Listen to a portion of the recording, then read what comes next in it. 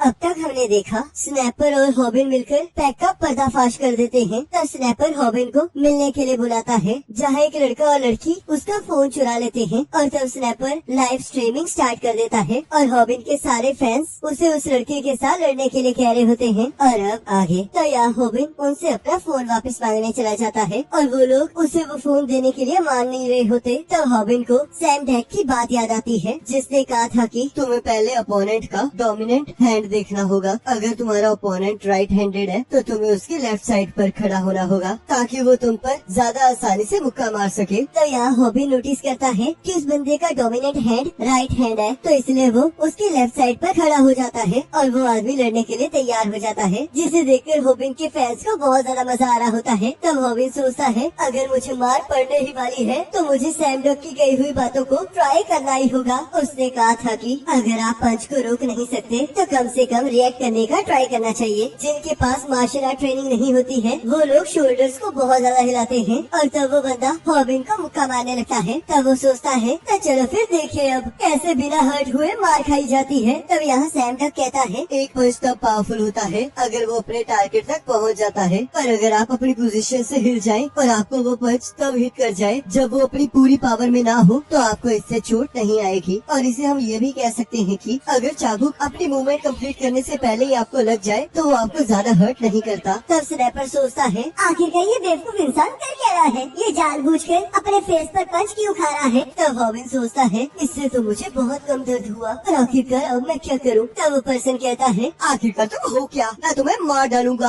और तब वो फिर से उस पर हमला कर देता है और इस बार हॉबिन उसके पंच को डॉज कर देता है। तो सैम डैक कहता है एक नॉर्मल इंसान के लिए हर एक पंच पर रिएक्ट करना बहुत ज्यादा मुश्किल है, पर अगर आपका ओपोनेंट भी रेगुलर पर्सन हो तो वो भी किसी मूविंग पर्सन पर आसानी से पंच नहीं कर पाएगा। तो इसके लिए आपको वेविंग करना होगा और जब वो आपको दोनों साइड से पंच नहीं मार पाएगा तब वेविंग स्टार्ट हो जाएगी। एक नॉर्मल पर्सन जो उस पंच को हेड पर लेना चाहता है और दूसरा नॉर्मल पर्सन जो अपने पंचेस को दूसरे के हेड पर मारना चाहता है, तो सोचिए अगर वो दोनों क्लैश करे तो क्या होगा। जैसे कि आप बार बार उसके मुक्के को अपने हेड पर मारने की कोशिश कर रहे हैं पर आप फेल हो रहे हैं, तो आपके ओपोनेंट को ऐसा लगेगा कि आप एक बॉक्सर हैं जिसके पास बहुत अच्छी वेविंग टेक्निक है। और जब आप इस बात पर फोकस करोगे कि आप उसके मुक्के पर अपना सिर मारने वाले हो तो धीरे धीरे आपका डर भी खत्म होता जाएगा और जब आपके ओपोनेंट के पंचेस मिस होने स्टार्ट हो जाएंगे और अगर आपको वो पंच थोड़ा सा हिट भी कर जाएगा तब भी आपको पेन नहीं होगा। तो सोचिए जब आपको ये महसूस होगा कि आपको मुक्का पड़ने से भी दर्द नहीं हो रहा है तो फिर आपको लड़ने से डर बिल्कुल नहीं लगने वाला। तब हॉबिन कहता है मेरा फोन मुझे वापस दे दो, मुझे बॉबी को रिप्लाई करना है। तब उसका अपोनेंट कहता है आखिरकार ये बॉबी है कौन, और उस पर फिर से मुक्के बरसाने लगता है। तो स्नैपर सोचता है मुझे यकीन नहीं हो रहा कि हॉबिन इससे खुद मार खा रहा है। तब हॉबिन का अपोनेंट सोचता है आखिरकार ये बंदा मेरे मुक्कों को डॉज क्यों नहीं कर रहा है। तब हॉबिन सोचता है ये तो सच में बहुत बेवकूफी वाला काम है, आखिरकार मैंने बाकी वीडियोस क्यों नहीं देखी। मैंने तो बस उसकी एक वीडियो देखी जिसमें उसने बताया था कि आप मार खाकर भी कैसे चोटों से बच सकते हो। अब तो मेरे पास कोई भी टेक्निक नहीं बची है जिसे मैं यूज कर पाऊँ। तब स्नैपर सोचता है ये लड़ाई तो कुछ ज्यादा ही लंबी चल रही है और लोग तो अब इसे देखकर बोर हो रहे हैं। अगर ऐसे ही चलता रहा तो हम अपने व्यूअर्स खो देंगे। पैक के साथ फाइट की वीडियो छोटी थी पर ये वीडियो कुछ ज्यादा ही लंबी जा रही है, जो कि अच्छी बात तो बिल्कुल नहीं है। तो क्या मुझे अब इन्हें रोक देना चाहिए। तभी उनकी लाइव स्ट्रीमिंग पर एक कमेंट आता है जहाँ पर एक बंदा कहता है कि हॉबिन ये लड़ाई जरूर जीतेगा। ये तो वही बुरा आदमी है जिसे किम के बारे में पता था, पर मुझे नहीं लगता कि हॉबिन जीतेगा क्योंकि वो बहुत सारे मुक्के खा रहा है। और तब हम देखते हैं लाइव स्ट्रीमिंग के कमेंट्स में भी यही बातें चल रही होती हैं। तब वो बूढ़ा आदमी कहता है तुम सभी लोग बेवकूफ हो,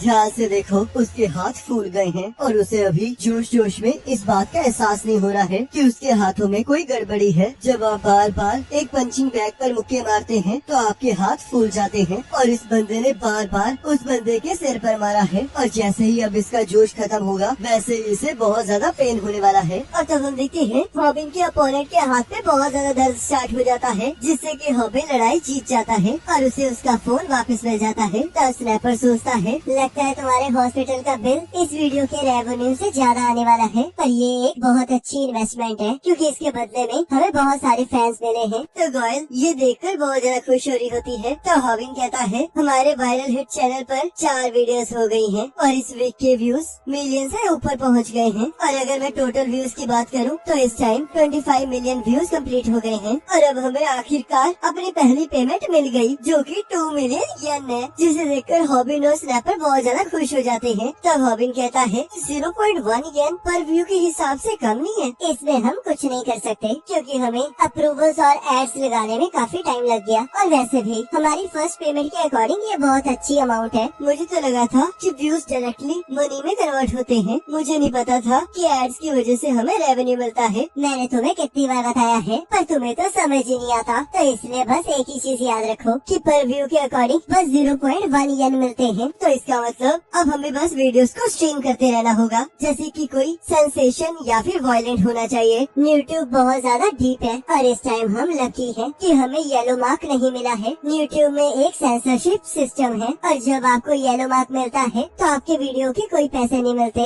और इसी से सारे यूट्यूबर्स डरते हैं। ये चीज कभी कभी ज्यादा एग्रेसिव या फिर वायलेंट कंटेंट पर आती है और तभी उन्हें वहाँ रूम में दिखाई देती है जो कि लाइव स्ट्रीम कर रही होती है, और जैसे ही वो हॉबिन को देखती है वो उसके साथ स्ट्रीम करने के लिए उसके पीछे पड़ जाती है। तब स्नैपर हॉबिन को लेकर वहाँ से भाग जाता है और कहता है शुक्र है हम उस लड़की से बच गए, नहीं तो वो हमारे व्यूअर्स ही चुरा लेती। तो यहाँ हॉबिन एक ट्रैक सूट को देख रहा होता है और सोचता है ये तो सच में बहुत कमाल का है, ये पक्का 30 या फिर 40 हजार का होगा, और अब जब मेरे पास पेमेंट आ गई है तो शायद मैं इसे अफोर्ड कर सकता हूँ। और तभी वो देखता है वो ट्रैक सूट 140,000 येन का होता है। तो हॉबिन कहता है इतने पैसों में तो मैं इसके जैसे सिमिलर 100 खरीद सकता हूँ, और 140,000 तो स्नैपर की सैलरी ही है, आखिरकार ऐसी चीज कौन ही खरीदेगा। और तब वो देखता है कि स्नैपर उस ट्रैक सूट को खरीद लेता है और सोचता है क्या ये मजाक कर रहा है, ये तो उसकी पूरे मंथ की सैलरी थी, क्या तुम इसे नहीं खरीदने वाले? ये तो बेसिक आइटम है, कम से कम तुम्हारे पास एक तो ऐसी होनी ही चाहिए। मुझे यकीन नहीं हो रहा कि इसके लिए ये चीज एक बेसिक चीज है। अब मुझे एहसास हो रहा है कि चाहे मेरे पास 2 मिलियन येन्स है, पर सिर्फ रिच लोगों को ही पता है कि पैसों को अच्छे से खर्चा कैसे जाता है।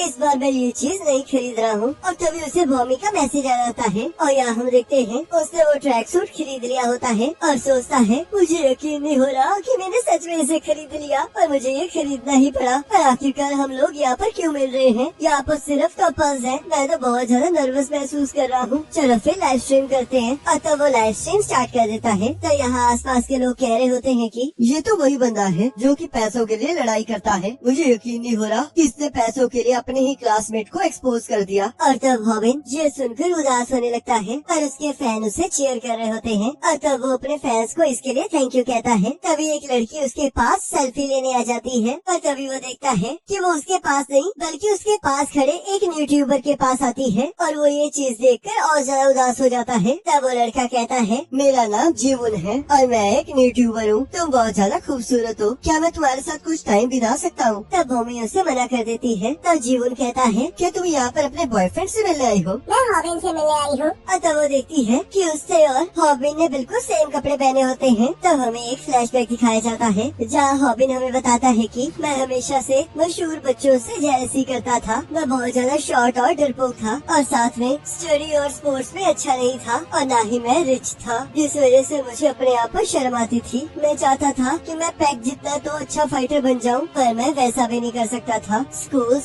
सोसाइटी की ही रिफ्लेक्शन होते हैं जिसमें फिट बंदा ही सरवाइव कर सकता है, और ये नेचुरल होता है कि कमजोर एनिमल अपने से ताकतवर एनिमल के सामने झुका रहे, और ये चीज पैक के ऊपर भी अप्लाई होती है। मैं हमेशा से किम को एडमायर करता था और मुझे ऐसा बिल्कुल नहीं लगता है क्योंकि बॉमी मेरे बिल्कुल सामने है और मुझे कोई फर्क नहीं पड़ता कि मैं पॉपुलर हूँ या फिर मैं वीक हूँ। काश मैं टाइम को यही रोक पाता। तो यहाँ हम देखते हैं गोयल हॉबिन का पीछा कर रही होती है और यहाँ हॉबिन का हाथ भूमि के हाथ के साथ टकरा जाता है, जिसकी वजह से वो सपनों की दुनिया में खो जाता है। और यहाँ हम देखते हैं सपनों में हॉबिन ने भूमि के साथ शादी कर ली होती है और उसके 2 बच्चे भी होते हैं और वो बहुत अच्छी जिंदगी जी रहा होता है। तभी उसकी बेटी उसे जागने के लिए कहती है क्या मैं सपना देख रहा था? आखिरकार तुम कहाँ खो गए? कुछ नहीं, मैं बस कम बात करता हूँ, जिससे भूमि थोड़ी नाराज हो जाती है। तो हॉबिन सोचता है क्या मैंने कुछ गलत कह दिया है? मुझे यकीन नहीं आ रहा कि मैं इसके साथ हाथ टच करने से ही सपने देखने लग गया। मैं कितना ज्यादा बेवकूफ हूँ, पर लगता है अब ये मुझसे बोर हो रही है। तब एक लड़का कहता है मुझे तो उस लड़की के लिए बुरा लग रहा है क्योंकि लड़कियों को छोटी हाइट वाले लड़कों के साथ घूमना बिल्कुल पसंद नहीं होता। तो हॉबिन सोचता है मुझे लगा ही था कि ये होगा ही। और तब वो अपनी जैकेट खोलकर कहता है देखो अब हम लोग मैचिंग बिल्कुल नहीं कर रहे हैं। तो थोड़ी देर बाद भूमि कहती है ये स्ट्रॉबेरी डेजर्ट तो पूरे सोशल मीडिया में चारों तरफ फैला हुआ है मुझे बहुत ज्यादा खुशी हो रही है कि आखिरकार मुझे ये खाने को मिल गया। तो ये बात है, मुझे तो इसके बारे में कुछ पता नहीं था। तो आखिरकार तुम इसके बाद कहाँ जाने जाओगे और आखिरकार तुम्हारी हॉबीज क्या है? तुम क्या क्या चीजें पसंद है? मुझे ज्यादा कुछ नहीं पसंद है, जिससे मम्मी थोड़ी उदास हो जाती है और कहती है तो फिर तुम अपने फ्री टाइम में मजे के लिए क्या करते हो? मैं हमेशा मजे नहीं करता हूँ। तो चलो फिर यहाँ से चलते हैं। मैंने तुम्हें बाहर के लिए इसलिए पूछा था क्योंकि मुझे लगा था कि तुम्हारे साथ मजा आएगा। रॉबिन, तुम चैटिंग तो बहुत अच्छी कर लेते हो, पर ऐसे आमने सामने तुमने अब तक मुझसे कोई बात नहीं की है। मुझे माफ कर देना कि मैं तुम्हें इस तरह अपने साथ बाहर ले आई। तुम्हें पक्का यहाँ पर मेरे साथ शर्म आ रही होगी, पर मुझे माफ कर देना। मैं कभी भी ऐसे लड़की के साथ बाहर नहीं आया हूँ और सच बात तो ये है कि मैंने आज तक तो किसी लड़की से बात भी नहीं की है और न ही मैं ऐसे किसी कैफे में गया हूँ। मुझे नहीं पता कि लड़कियों के साथ कैसे बिहेव करते हैं। मेरी हॉबी घर में बैठकर यूट्यूब देखना है और मुझे ये कहते हुए शर्म आ रही थी। मेरे तो कोई दोस्त भी नहीं है, जिस वजह से मैं हमेशा छुट्टियों में घर पर ही रहता हूँ। मैं भी तुम्हारे साथ खाना खाना चाहता था, पर मैं जब भी तुम्हारे चेहरे को देखता हूँ तब मैं नर्वस हो जाता हूँ। मुझे तो समझ ही नहीं आता कि मैं इतने प्यारे से फेस को देखूं या फिर खाना खाऊं। रुको रॉबिन, आखिरकार तुम्हें इतना ज्यादा पसीना क्यों आ रहा है? ये तो इसलिए है क्योंकि मैं धूप की साइड बैठा हूँ और मुझे लगा था कि अगर तुम इस साइड बैठोगी तो तुम्हें ज्यादा गर्मी लगेगी। मुझे माफ कर देना कि मैंने ये खुद ही डिसाइड कर लिया। और तब मम्मी ये सुनकर खुश हो जाती है और वो दोनों वहाँ से चले जाते हैं। तब गॉयल कहती है, मेरे चीते, तुमने तो कमाल ही कर दिया। तब मम्मी अपने एक दोस्त के साथ बात करने लगती है और रॉबिन सोचता है इसके साथ घूमकर तो मुझे ऐसा लग रहा है जैसे कि मैं इसका बॉयफ्रेंड हूँ। मुझे माफ कर देना, मुझे मेरे एक स्कूल के दोस्त का फोन आ गया था। हम दोनों बहुत ज्यादा क्लोज थे और बहुत टाइम से हम लोग मिल नहीं पा रहे थे और अब हम दोनों इस टाइम एक ही एरिया में हैं। तो क्या तुम्हारा दोस्त स्ट्रॉबेरी डेजर्ट खाने आया था? तब मम्मी हाँ कहती है और रॉबिन सोचता है मम्मी तो वो स्ट्रॉबेरी डेजर्ट खाते हुए कितनी प्यारी लग रही थी। मुझे अब याद आया, मेरा फ्रेंड तो तुम्हारे स्कूल जाता है और उसका नाम किम है, जिसे सुनकर रॉबिन शॉक हो जाता है और सोचता है क्या वो सच में एमएमए की दुनिया का राइजिंग स्टार है? उसके पास तो सब कुछ है जिससे मैं बात भी नहीं कर सकता हूँ। मम्मी की उसके साथ दोस्ती है। और तब रॉबिन फिर से सपना देखने लगता है जहाँ इस बार किम की शादी मम्मी से हुई होती है और उनके बच्चे भी होते हैं। तब मम्मी रॉबिन की तरफ देखकर कहती है, आखिरकार ये कौन है? लगता है ये कोई लूजर है जो कि चाहता है कि उसके साथ एक ब्यूटीफुल लड़की हो। तब रॉबिन को फिर से होश आ जाता है। तब मम्मी कहती है, क्या तुम किम को जानते हो? हाँ मैं जानता हूँ और हम लोग अच्छे दोस्त हैं। मैं ये नहीं चाहता कि ये सोचे कि मैं लूजर ग्रुप का पार्ट हूँ। और तब वहाँ किम आ जाता है। इसकी टाइमिंग तो कितनी खराब है। आज तो लगता है मेरा पूरा वक्त मेरे साथ ही चल रहा है। तब मम्मी किम से कहती है, मुझे यकीन ही नहीं हो रहा कि हम लोग आखिरकार मिल ही गए। तो किम, क्या ये सच है कि तुम और रॉबिन अच्छे दोस्त हो? अच्छे दोस्त? और ये और मैं? और इसी के साथ एपिसोड खत्म हो जाता है। अब नेक्स्ट एपिसोड का लिंक आपके स्क्रीन पर आ रहा होगा। उस पर क्लिक करके अगले एपिसोड को देख सकते हो।